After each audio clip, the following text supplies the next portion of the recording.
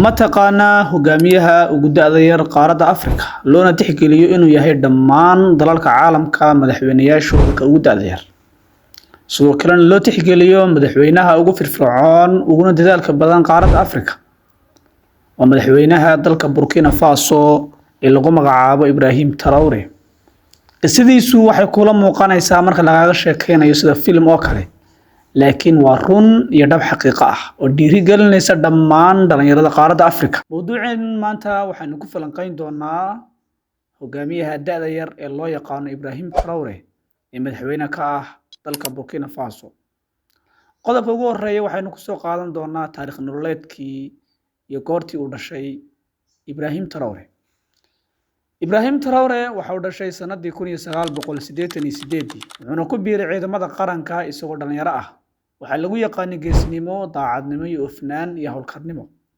Markii dagaalada kooxaha hubeysan ay dalka burburinayeen, isaga ayaa ka mid noqday saraakiishii sida tooska ah ula dagaalamay una soo afjaray badankooda kooxaha hubeysan. Qodobka labaad aynu ku falanqayn doono mowduuceenan waxa weeye sidii uu ku yimid xilka Ibrahim Traore. September 22 amba September 2022 Traore iyo ciidankiisu waxay afgembi ku rideen madaxweynihii hore ee dalka Burkina Faso, saaxiibkii musuqmaasuqa isticmaarinta iyo hagadaamada dalka Burkina Faso ee lagu magacaabi jiray Paul Henri Damiba.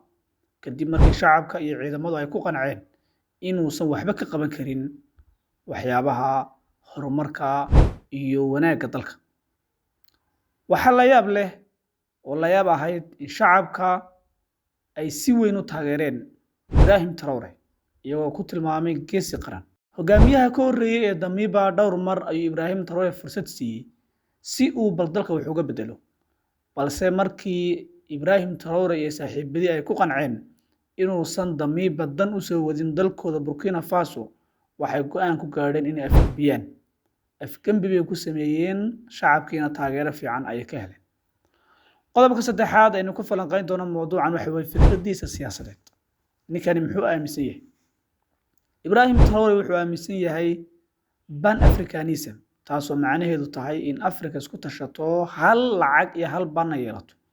Wuxuu xiriir dhow la sameeyay dalalka deriska ah sida Mali iyo Niger oo hadda ay joogno oo ka dhaxeeyo midow iyo wada tashi xooggan oo saddexda wadan ay ku midoobeen.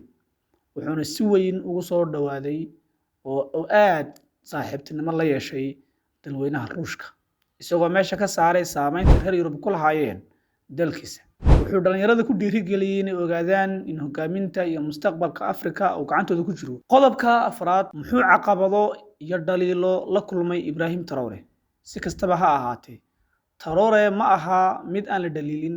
Waxaa lagu eedeeyaa inuu xadiday xorriyadda saxaafadda iyo mucaaridka.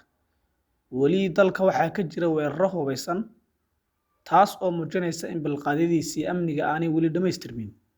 Wax walba oo wanaagsan caqabad ma waayaan, oo rasuulkeeni Maxamed calayhi salaatu wasalaam oo naxariis iyo hanuun ummadda u siday ayaa caqabad lagu noqday.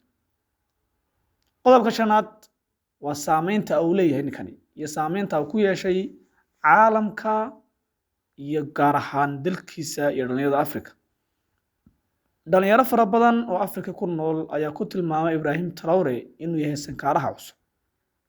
Sankare waa marla araggii soo maray qaaradda Afrika iyo gaar ahaan dalka Burkina Faso sideetameeyadii, isagoo la barbar dhigay hogaamiye caanka ah ee Thomas Sankara oo ahaa marla arag soo maray qaaradda Afrika.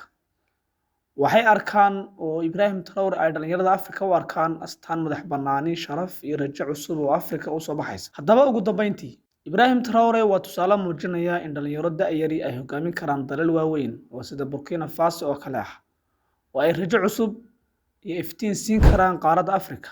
Laakiin su'aashu waxay tahay, ma noqon doonaa geesiga cusub ee qaaradda Afrika, mise waa hogaamiye kale oo caqabadu burburin doonaan? intaan mowduuc lamida ku kulmi doono waxaan idin leeyahay nabaday. Assalaamu calaykum waraxmatullaahi wabarakaatuh.